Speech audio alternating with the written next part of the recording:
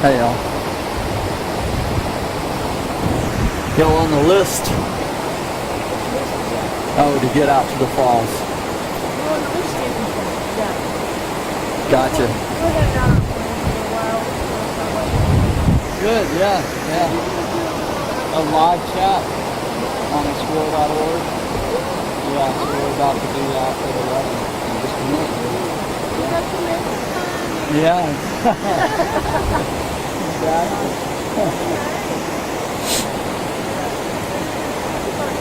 Hibernation primarily.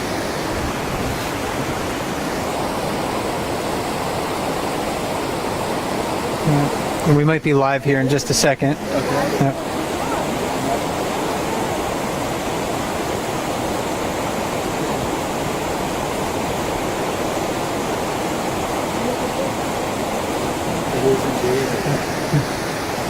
Good morning from Brooks River in Katmai National Park. This is Mike Fitz, a fellow with explore.org, and we're going to be live with you in just a few minutes for a special live chat about denning and hibernation and Katmai's brown bears. So please stay tuned for that.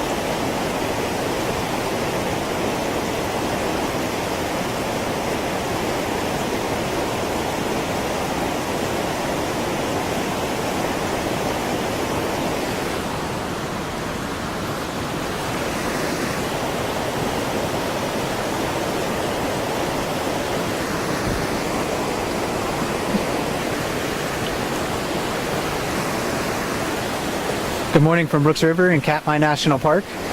My name is Mike Fitz, and I'm a fellow with explore.org and the bear cams this summer. And we're going to be joining you for a live chat in just a moment. So please stay tuned. We'll be with you at the top of the hour.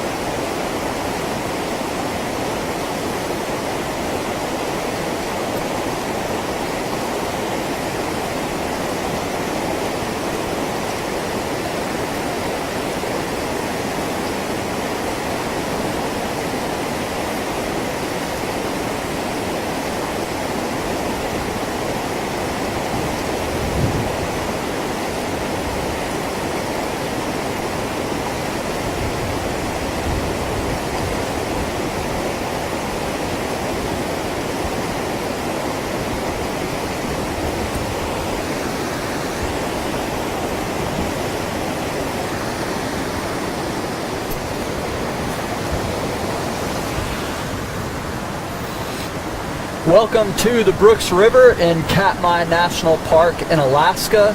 We are about 300 miles south of Anchorage on the Aleutian Island chain. I am Ranger Russ. And my name is Mike Fitz, and I am a fellow with explore.org and the bear camps this summer. Great, and this year in Katmai we are celebrating our centennial season. Founded as a national monument by Woodrow Wilson in 1918.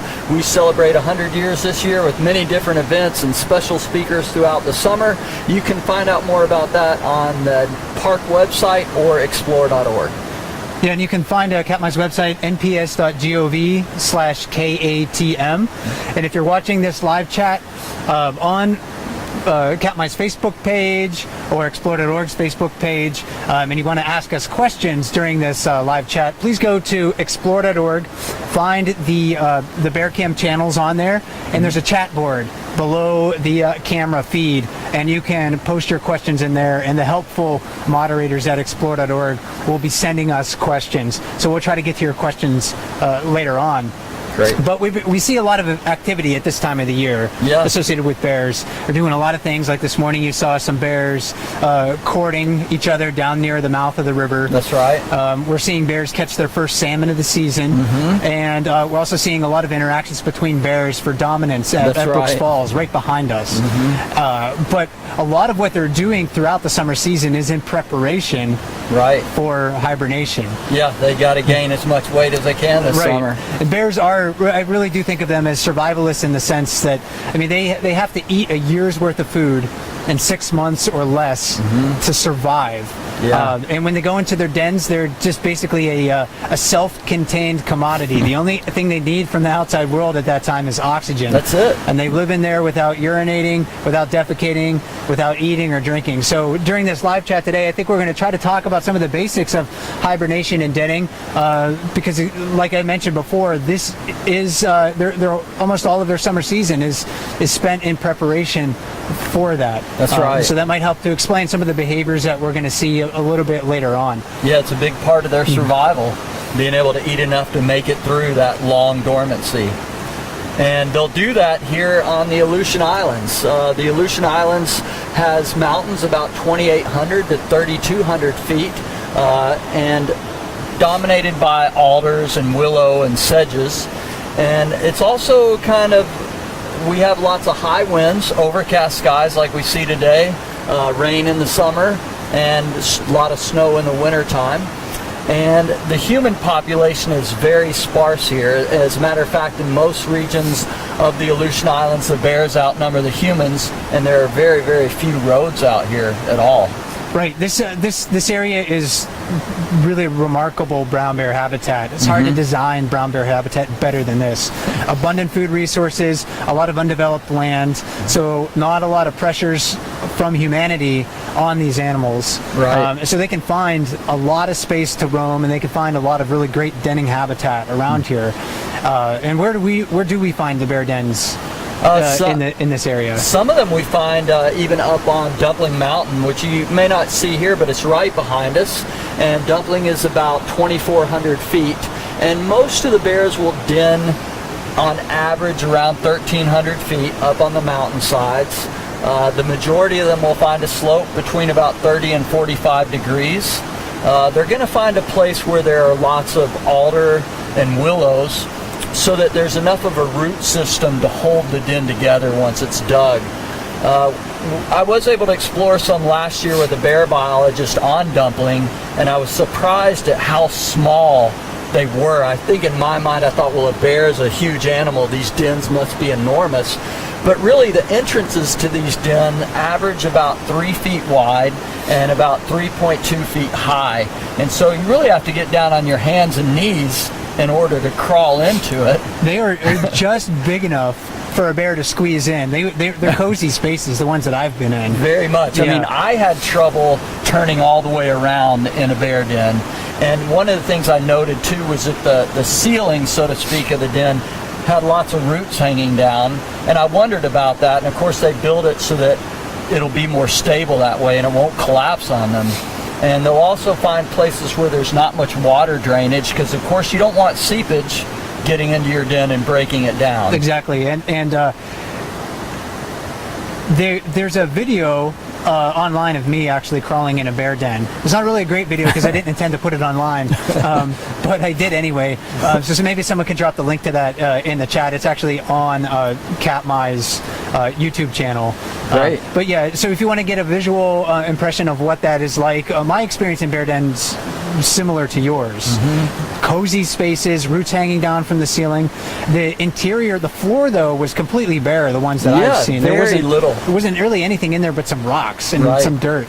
And it smelled of earth. Like it didn't smell like a 1,000-pound animal had been sleeping inside of it. No, I didn't notice that when I went in either. And the other thing is they're not just here. These bears may travel 60 miles or whatever to get here. We have one road in the park that goes to the Valley of 10,000 Smokes. It's a 23-mile road. And there were many bear tracks coming down out of the mountains when I was there in early June. And some of those bears will travel here. So they may travel great distances. Even from the coastal range, they may possibly come over the coastal mountains into this side for the salmon. Sure. There's not really a need for bears to compete for denning habitat. I mean, they can go to a variety of places and find space to den. Right. And this year I went up on Dumpling Mountain and I looked for fresh bear dens and I couldn't find any. So what I think that means is there's a couple possibilities. One, I'm not good at looking for them. So that's one. And the other one is maybe bears don't den on Dumpling Mountain as frequently as they do in other areas. I'm not sure. Dumpling Mountain is relatively speaking, pretty far to the west of like the main crest of the Aleutian Range. Right. And it doesn't get as much snowfall as a lot of those other areas. And you talked about how they wanted steep slopes. Yeah. And they want good snow cover for insulation. Yeah, and they need that snow cover for insulation because temperatures here can be wildly fluctuate in the wintertime. It could be 40 degrees Fahrenheit above zero, or it could be 30 degrees below zero. And if you don't have that insulative snow cover when it drops to real cold, you're going to have to expend a lot more energy to stay warm. So that insulative snow cover really helps. Really impactful, yeah. So bears are going to the mountains generally to den around here. So they're not really known to den in the immediate vicinity of Brooks River. But in the fall, what's that period like for bears? What is their preparation really like in the fall when they're getting ready to hibernate? Eating non-stop all the time. Bears go through a phase we call hyperphagia, where they are gorging themselves on food and just eating as many calories as they can. One 5-pound salmon is about 4,500 calories. They could easily eat 90 pounds worth in a day and more. And we have a mechanism when we get full that tells us, hey, we're full, stop eating. That gets switched off in the fall for a bear, and they no longer sense being full. And we've seen bears here by the falls. It's remarkable. They're eating so much, and they'll sit and kind of fall asleep in the river, just sitting there for a little while and just get up and eat some more. I think it's more comfortable for them to be in the water later in the season too, because they are so big. Right. They're carrying so much weight on them. The fattest bears, when they go into the dens in the fall, will be perhaps 35% body fat or more. I mean, They are remarkably, when I say obese for bears, that's not a negative term for them at all. That's actually kind of healthy for them. Yeah. So the fatter a bear is, when you see a fat bear in the fall, that's a successful bear. That's right. From my perspective, that means that bear has had a really good summer and it's well prepared to survive that winter hibernation period. And they're going to go into their dens generally around October, November, maybe even into early December, and they'll come out April, May. The females that are going to have cubs in the den during the winter are most likely to go in first, of course, get settled, and they'll come out last. Yeah, there's a big adult males have the shortest denning period, so they'll go in last, they'll come out first. Pregnant females go in first, come out at the very, very end, sometimes April or even May, because they have tiny, vulnerable cubs at that time. Right. But when they're in the dens, their physiology is really remarkable. It switches over to a state that a human, if we tried to do the same thing, we would quickly die. Kidney failure, heart attack. Even ignore. Their kidneys shut down. So they stop urinating. So you can, ignoring the fact that we would dehydrate quickly if we weren't drinking over several days. Even ignoring that fact, we would be poisoned by our own metabolic waste inside of the den. But the bears don't have to worry about that. They don't have to worry about osteoporosis. They hardly move at all. I mean, they get like 20 minutes. They move around for like 20 minutes a day in the den from some laboratory studies. Right. So they hardly move around at all. I mean, their hibernation physiology really is remarkable. And if we were to lose the muscles that a bear might, we would never recover. And Sure. we basically would be in starvation mode ourselves. Yeah, a healthy bear comes out of the den feeling just as strong, essentially, as it went in. It lost a lot of its weight, Right. maybe a third of its body weight, but it feels just as strong. Yeah. There's a lot. Bears aren't the only hibernating mammals. We That's talk right. a lot about marmots and ground squirrels, chipmunks in other areas of the nation. We don't have chipmunks here. We do have Arctic ground squirrels, which are remarkable hibernators in their own right. They sure but are. how does ground squirrels hibernation? How does that really compare to bears? Well, an Arctic ground squirrel is going to lower its body temperature so much that it's going to almost go to freezing. A ground squirrel is going to wake up about once a week in the den, and they're going to urinate, they're going to defecate, they're going to eat a little bit of their stored food, and then they're going to drop that body temperature back. It takes them about the whole day basically to reawaken and warm up enough for that phase, and then they're going to go right back into that deep state of hibernation. Whereas a bear is going to lower its body temperature only about 10 degrees, and their body temperature, standard body temperature, is near ours, and they're going to awaken. They would awaken much easier. There's got to be a reason why somebody once upon a time said never poke a sleeping bear. Exactly. Because they can arouse very quickly if they needed to. Sure, yeah. So their body temperature does not drop down like a ground squirrel's. You know, ground squirrel's close to freezing. For a long time, a lot of people didn't consider bears to be a hibernator because of that reason. Like they said, no, if you're going to hibernate, your body temperature has to be near freezing. Right. And bears don't do that. They have a very, like, their body mass is so large, it just might cost them too much to drop down to that temperature. So there's a lot of different types of hibernation, and I think it's maybe more accurate to think of bears as their own sort of hibernators. Bear hibernation is different than ground squirrel hibernation. It's certainly different than frog hibernation, turtle hibernation. There are frogs in Alaska that freeze solid. Right. And their hearts stop basically completely. And you'd pick it up and you'd be like, this is a frozen frog, it's dead. Right. But in the springtime it thaws out and it just hops away. Pretty Almost remarkable. magically. It's not magic, Right. but it is a remarkable difference. So I think the easiest way to think of bears is just that they have their own sort of hibernation physiology, a body temperature that drops a few degrees from their active levels.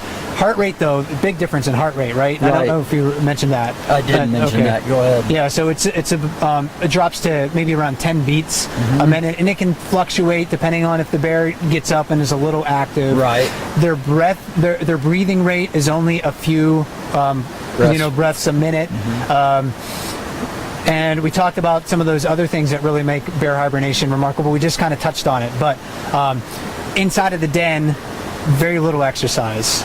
Right. Surviving on their body fat. They might move their position just very slightly. Right. So how do bears really avoid losing muscle mass and bone mass while they're in the den? That's a pretty remarkable process.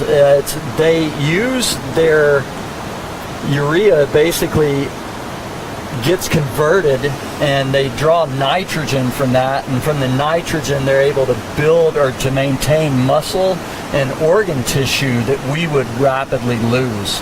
And it's a complex process of how they go through that, but they're actually using their own urine to maintain muscle mass and tissue mass. And the fact that they're not sort of urinating itself helps to keep them hydrated. When you burn body fat, you produce, again, a bunch of metabolic waste. Right. But one of them is water. So bears are able to, since they're not urinating, they're able to recycle that water and keep themselves hydrated. So they're losing a little bit of water just by exhaling, but they're able to stay hydrated by using that body fat. So again, fat for bears in so many ways means survival. Fat becomes water and calories, and the muscle or protein from the urea helps keep the muscles going.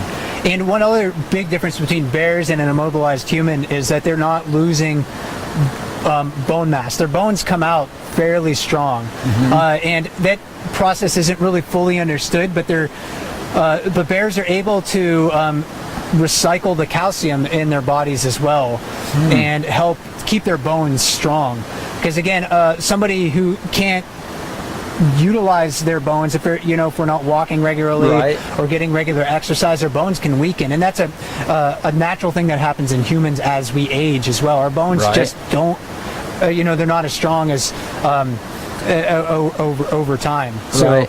So we have a disease in humans called osteoporosis. Yeah.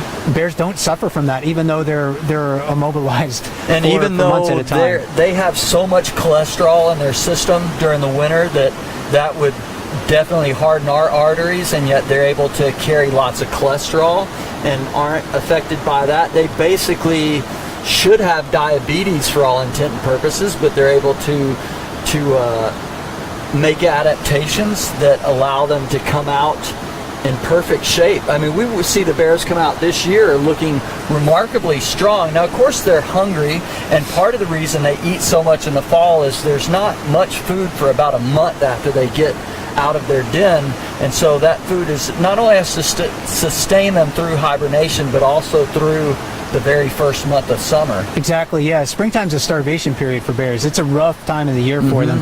And the bears that had a good year last year, we could see that the fat's still on their haunches. Like they walk, Yeah. you can see their butts kind of jiggling a little bit. They still have a good amount of fat reserves back That's there. right. Adult males use that to fuel their pursuit of females during the mating season, Yeah. and this is the mating season right now. Watch that this morning. Yeah, you saw some of that, and maybe that was captured on the cameras It as well. probably was, yeah. And also, females need that body fat to produce milk for their cubs.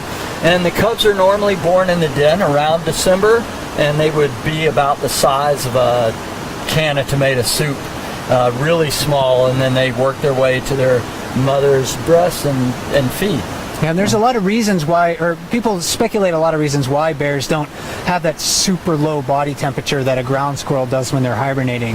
But one of the ideas, or hypotheses, I guess, about why bears don't lower their body temperature all the way down to like near freezing point, because they would save some more energy by doing that. Right. But they keep it relatively high because if you're a mother, you need to give birth. You need to keep your cubs warm because they're really, really, like you were saying, They're really vulnerable. tiny Yeah. and vulnerable when they're born.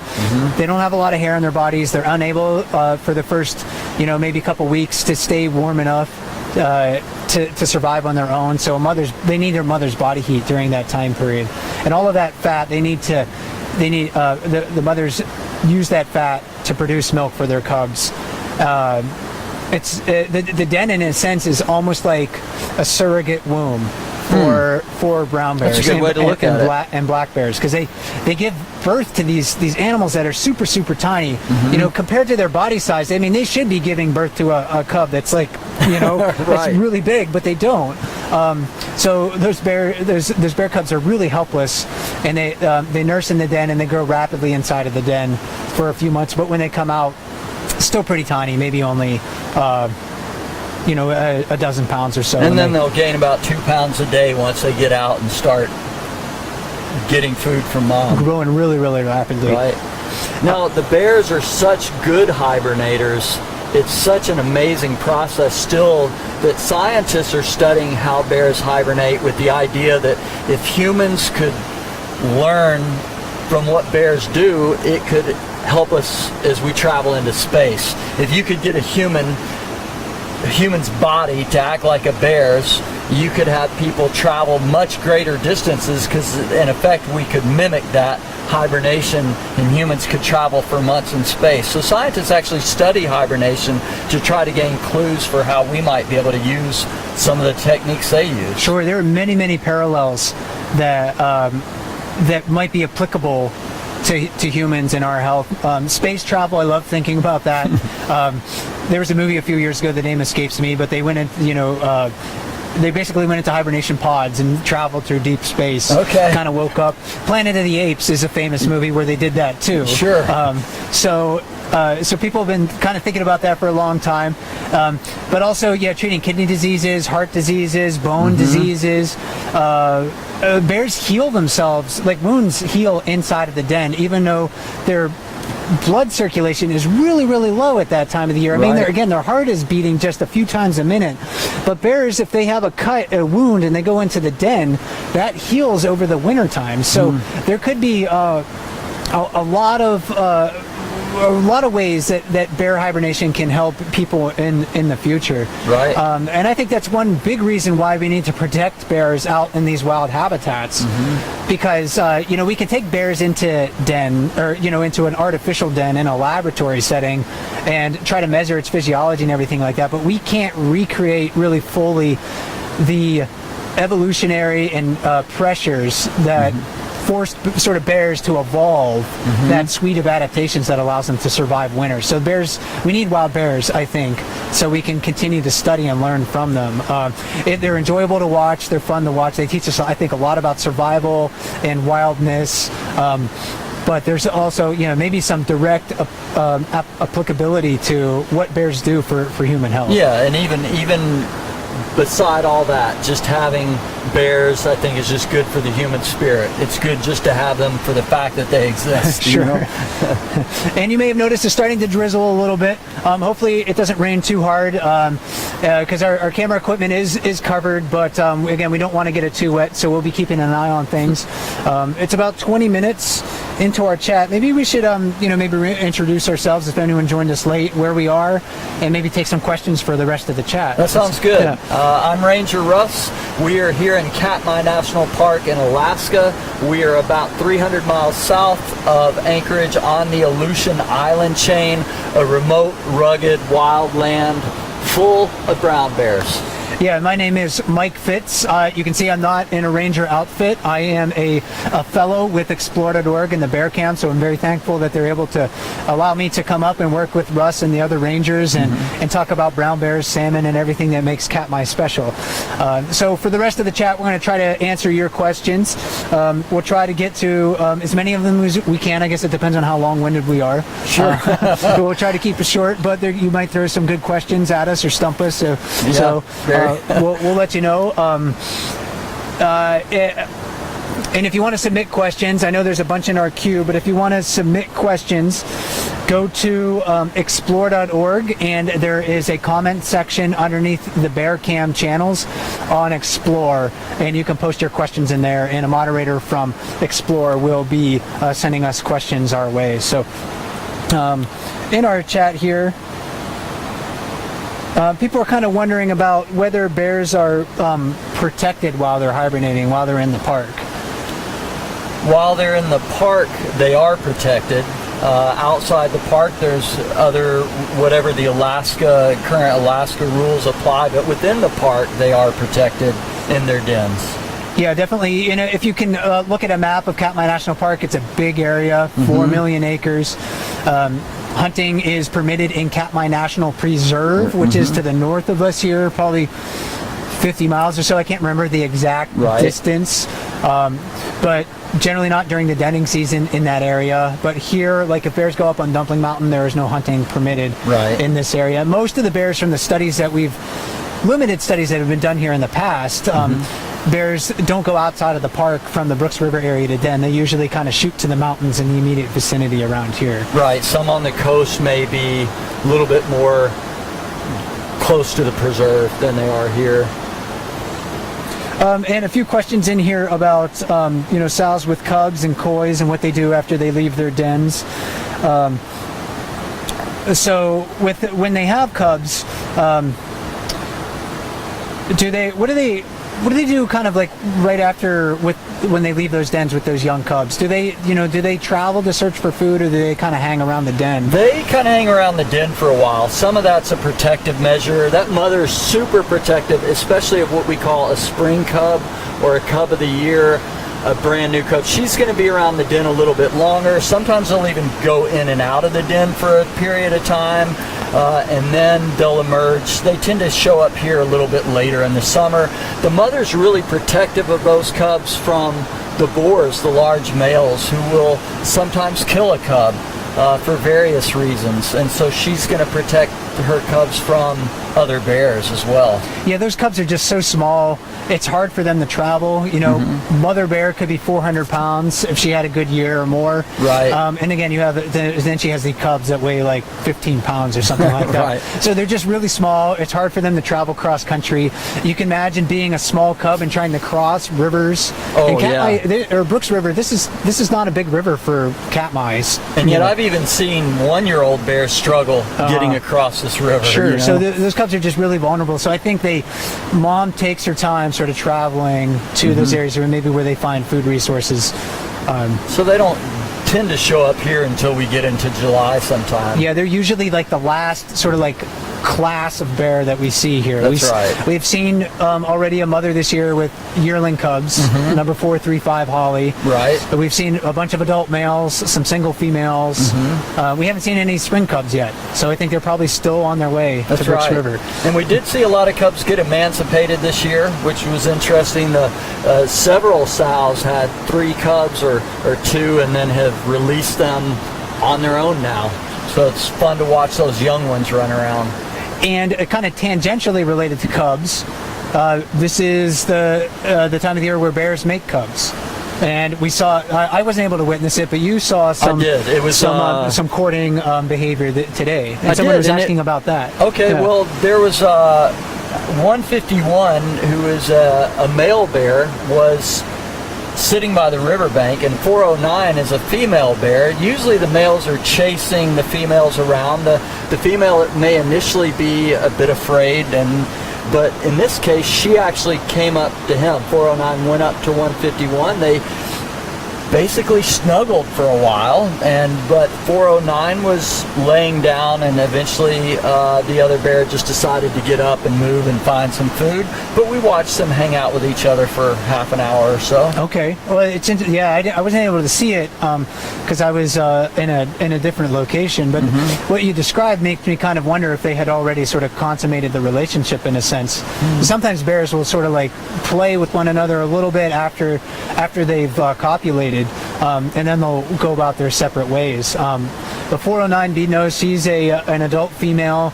She's near 20 years old now. And she just emancipated her 2 cubs Right. a few weeks ago. Yeah, and she's had several litters, so depending on how good of a year she has, we might see her come back with cubs next year. Yeah. Sometimes it doesn't happen though. Sometimes they take a break for a few years. They don't, for whatever reason, they don't conceive or their bodies aren't healthy enough. And that's kind of one thing going back to hibernation too that we Exactly. forgot to mention is that the whole process of delayed implantation. So, Right, so they will mate now, and they will not implant the egg until the fall, and they have to be healthy enough to do that. So if the mother's body senses that she has enough weight, she's healthy enough, then the egg will implant, and then she'll have the cubs during hibernation in the den. And if she doesn't have enough weight, the signals in her body will release that egg, and she won't have a cub. And that, so if a 409 comes back next year without cubs, maybe her body said, hey, we just need a break.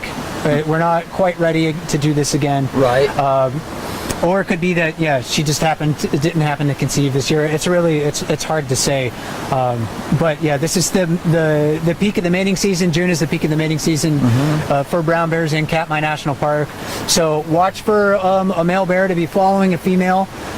If it looks like there's one bear following a smaller bear with he looks like he has a laser sight pointed at her rump, she's probably a female that's coming through or going into that estrus cycle, or is at the peak of her estrus And cycle. even yesterday, I don't know which bears they were, but they went right through camp chasing each other pretty closely. And if you're here too and you see that, that's an instance where you just want to get out of their way.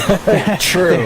It's the male has one thing on his mind and he doesn't care who gets in his way. So I see right. those bears coming through. A courting couple, you sometimes will hear it over the radio. You just kind of step aside and say, hey, okay, let him go. Okay, big fella, you got the right of way. And we always try to give bears space, of course, in the right of way. But definitely in that case, that's the big tip off to me. Hey, step to the side, let those bears do their thing. You won't have much choice, really.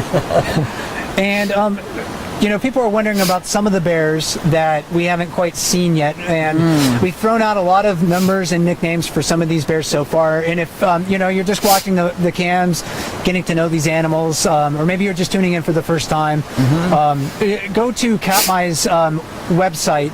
There's a link to it on the Bear Camp pages for explore.org, or you can just type in Katmai ebooks on a search engine, and that page, the Katmai ebook page, there's a really great guide to the brown bears of Brooks River. It's an identification and guide to their behavior. So you can look up some of those bears that we've been talking about. 151, that adult male you saw.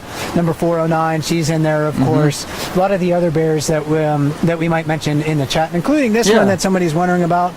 Someone's wondering about Otis. I knew it. I knew that was good. It seems like it's an obligatory question for every chat. We should just start every chat with, have we seen Otis? And no, we haven't seen Otis yet. Not yet. I think he's probably on his way.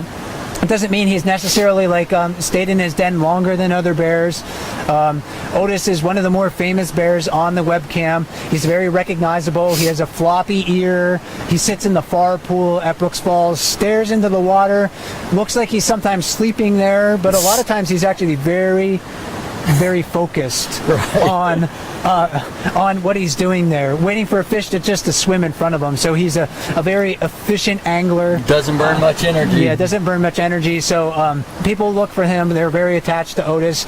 And he's an older male. He's probably the oldest adult male that we know of that uses Brooks River. This will be probably around his 22nd summer. Yeah, and he often shows up anywhere between now and the first week of July, at least the first sighting. That doesn't mean he's staying in the area then. One of our webcam viewers actually tracked it out each year when he first showed up, and you can find that in the explore.org chat as well. So if Otis hasn't arrived yet, not a big deal. I think we can expect to see him within the next couple weeks or so. Yeah. And then of course if he doesn't, then we have to assume that he probably would return to the earth and complete that cycle. So we'll see. Yeah, and this is an exciting time of the year to watch the cams. There's not, as you can see, looking behind us there, I don't see any brown bears at the waterfall right now. We're still really waiting for that big wave of that first really big wave of salmon to come through. Right. And I think once that happens, we'll start to see a lot more bears. But we're seeing different bears coming to the river almost every day. Yeah, right now. I'd say 5 to 7 different bears at least hitting the falls sometime during the day. And they're interacting with one another, encountering one another for the first time each year. So it is really kind of a fun time of the year to watch them. They're sorting out the hierarchy again. Yep. So you'll see them pushing each other around, saying, hey, stay out of my personal space. Yeah. For some bears, that could be a real close one. For other bears, they might need a lot more room. So it's an exciting time of the year to watch the cams. And of course, they're seeking salmon. Right. When they're here. Which really makes the brown bear, even though it is a grizzly bear, it's different than the interior grizzly, which tends to eat a lot more vegetation. But in the coastal areas, there's so much salmon, or there will be coming up the river, that these bears have a virtual smorgasbord of just salmon nonstop. They're really fortunate bears here. Yeah. When you look at a bear in the fall, like last year, like 747 or 480 Otis, they are, again, they're obese. I mean, there's no other word to describe them. Their bellies almost hang on the ground. Yep. while they're walking. I mean, they'll even dig a hole, what we call a belly hole, for their belly to fit in when they lay down on the beach. Over 30% body fat. I mean, they're very, very big. The biggest bears around here can be 1,200 pounds. The biggest adult males. Yep, in the fall for sure. So really, really big animals, and it is all based on the fact that they're that they have this rich salmon diet. Right. Sometimes we see bears here in July that look like a grizzly bear in Yellowstone in the fall. Right. Because they have so much food available to them in a good year. Right. And one person was actually kind of wondering along those lines of salmon, how long does it take a bear really to digest that salmon? and how successful are they at really harvesting that nutrition and the calories from the fish. And I've read a few studies on that bears are actually really good at digesting fat and protein and sugars. Just like us, they can rapidly absorb that and convert that to either muscle mass or fat. So when they're eating a fish, they're actually digesting quite a lot of it. And as a percentage, I don't really know for sure. But their digestive systems are really well designed to handle like a high protein, high fat, and high sugar diet. And it's fascinating to me to watch these bears during the summer. They eat the salmon a little bit differently throughout the summer. When the salmon are super plenteous, they'll just eat the brains and the skin and the roe, any eggs, and they'll just let the salmon go downriver. The rest of it, it looks like a waste, but the subadult bears and some of the smaller female bears are actually feeding on those scraps that are going downriver, and they're getting the most intense fatty parts of the fish only during that time because they can be selective in mid-July.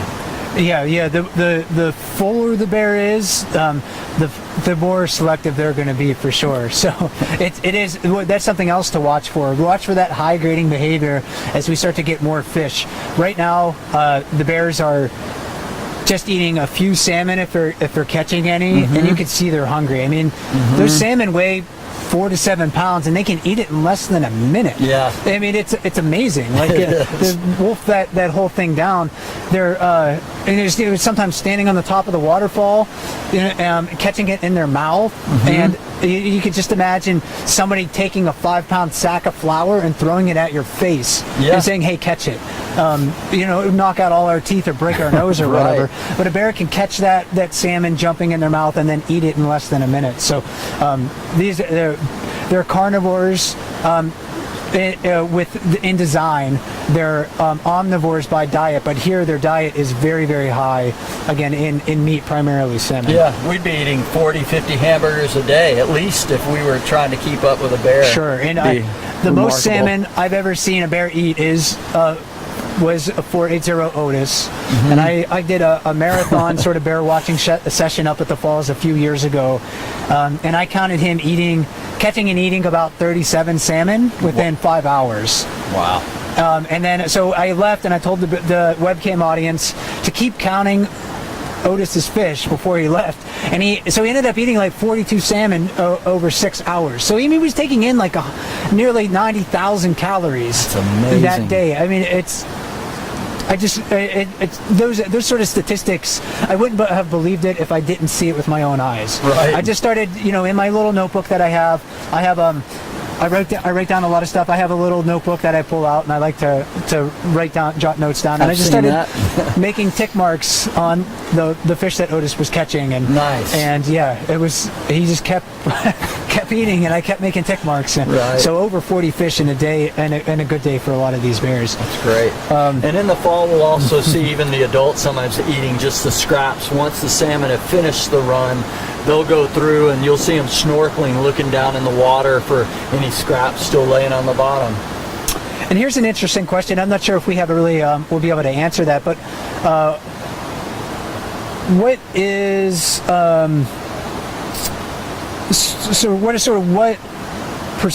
how much of hibernation is instinct versus learned in that denning process? Have you read anything that might suggest one or the other, or both? Or we can speculate too, of course. Some of the papers I've read talk more about environmental circumstances bringing the onset versus biological. And one of the summaries I got was that probably environmental factors affect when they go into the den, sometime after the first snowfall, but not when it's hitting a certain temperature range, the ambient temperature, but they tend to come out of the den based on internal biological processes. In whatever way they were designed, they come out based on biology. Yeah, that's what I've read as well. And that process, like from an active metabolism dropping down to like a hibernative metabolism and then going back up, that takes a long time. So their heart rate and metabolism, activity rate, that all starts to drop sometimes, a month before they go into their dens, and it all starts to pick up, a month before they exit their dens. So I think all of the bears, if they didn't have mom to show them, where I'm going to dig a den, I think they all really kind of possess that instinct. Their genes and their physiology is telling them it's just something that we need to do. Well, and I can tie that into another question we get a lot, like how do the bears know that the salmon are here? Are they smelling them or whatnot? But generally, since they've been a cub, the bears have come through this area. They kind of know that this time of year salmon will start to arrive. And same thing, you watch a cub walk with its mother, and sometimes they'll walk exactly in step with her. Their right foot will hit the ground the same time her paw does, and it's like they mimic so many behaviors that surely they learn the denning process in a similar way.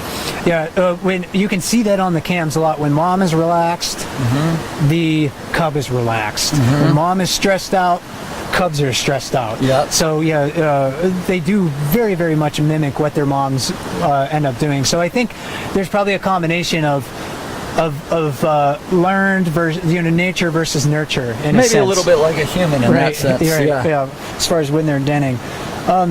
And I'm hoping that the rain doesn't get any harder than this. If it does, we might have to cut it short. We want to protect our equipment that we have that's out right now. But we'll try to take a couple more questions. Sure, let's do it. In the meantime. So let's see.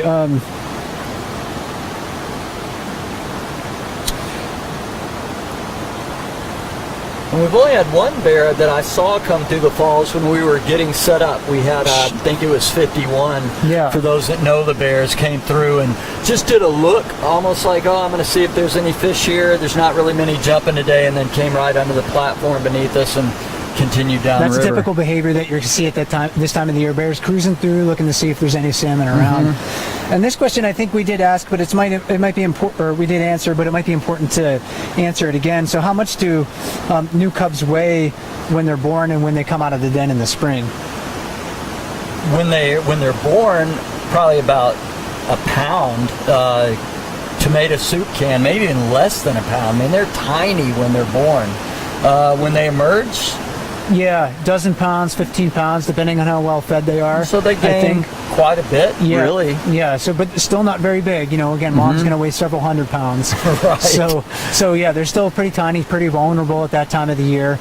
We look at cubs and we see how they're cute, they're playful, we love to watch them, but they also face a lot of risks in their lives. They sure do. So just like we were going back to before, when mom is stressed out, the cubs are stressed out, and that's one reason why moms are so protective, because their cubs are so vulnerable at that stage. So that's again one of those brown bear stories that we can see when a mother comes back to the river with new cubs this year, and we watch them, that we can watch that learning process, that maturation process, that process of protection and sacrifice in the mother. I mean, the mother's sacrificing a lot to care for those offspring. And that's probably a big reason why female brown bears don't get as big as males, because they are devoting so much energy into the care of their offspring. They can't afford to get bigger and bigger and bigger, because they need that energy to nurse their cubs and protect their cubs. And the cubs get a little bit bigger, and she's sharing the fish she caught with them. And sometimes she doesn't even want to do that. Right, yeah. The cubs try to yank away pieces of fish, and mom often doesn't. It's not like a baby bird in a nest where mom brings the fish back. The cubs have to kind of take food from mom, and a lot of times, mom is like, not that kid, pleased. I am hungry. You need to wait. That's right. We'll go back into the woods and we'll nurse later. But right now it's my turn to eat the fish. Let's see. And maybe the last question that we'll answer, since it is starting to rain a little bit harder, does the hibernation process of bears in captivity differ from those in the wild? Is there any difference that you've encountered in your reading? One major difference: a bear in captivity is often not going to hibernate at all, and so that can be unhealthy for a bear. So now they're actually trying to get more zoos that have bears to treat the bear, to allow it to go into hibernation. That does mean people can't see it as often when they're in that setting.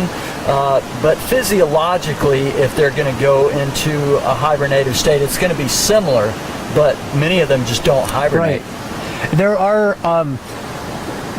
some brown bears and black bears, depending on where you are, that don't hibernate. In fact, tracking studies on Kodiak Island have found bears active every month of the year. In the middle of January, there can be bears up and moving, and we haven't really found the same thing here in Katmai. It may depend on food availability, right, and weather, of course. But that's a big reason why bears are going into the den. It's not to avoid cold. No, it's food. Really, it's to avoid famine. Right. That's probably the main reason why they're going into their dens. So if a bear has access to consistent, abundant food resources, it may shorten its denning period. So in a lot of captive facilities, if they are given constant food, they may be more active. But places where they've tried to study bears and hibernation physiology, they really do try to mimic the bear's sort of natural, denning cycle. Right. So they'll just deny them food, for instance. A lot of the studies that I've read, that's kind of part of their methodology. To induce hibernation in bears, you just take their food away in October, and they're like, oh, okay, I guess it's time for me to sleep. Right. And then they'll go into their little hole that they provided for them and start to hibernate Right. in there. So, a little bit of drizzle. So, unfortunately, I think we'll have to cut it short. But I'm glad you could, join me today, Russ, for the chat again. My name is Mike Fitz, and I'm a fellow with Explore.org this summer. And my name is Russ Taylor, and I'm a ranger at Katmai National Park and Preserve. You can find out more about Katmai at nps.gov/KATM, or you can go to explore.org/bears to watch the bears as they arrive around the area. And tomorrow morning, Russ and I will be in the comments from 9 to 11 a.m. Alaska time.